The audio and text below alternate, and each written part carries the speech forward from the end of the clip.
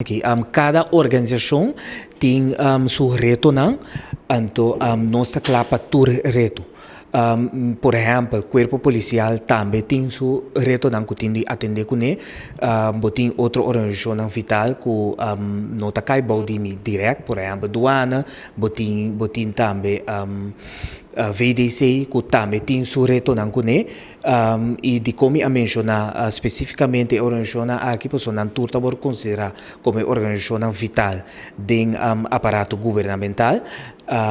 Botin também brandweer, por exemplo, e sei também nos devido atenção a gente. Para mim, para que tu é um último aqui, para que o brandweer me acordar o projeto que chama Verstevig em brandweer e nós bailanta também grupo de tarefa, porque e sei também e trajeto aqui, então o grupo aqui também tem atenção para a posição jurídica de brandweer.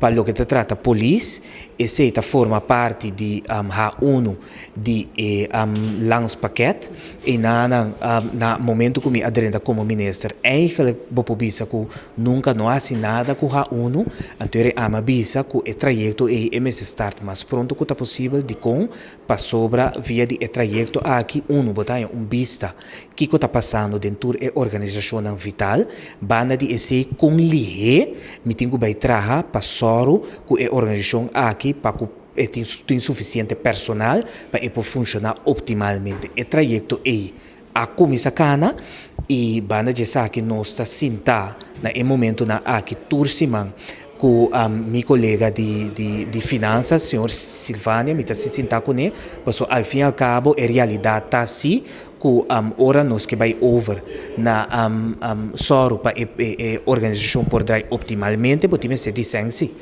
Então, é partner também primordial de ESAC.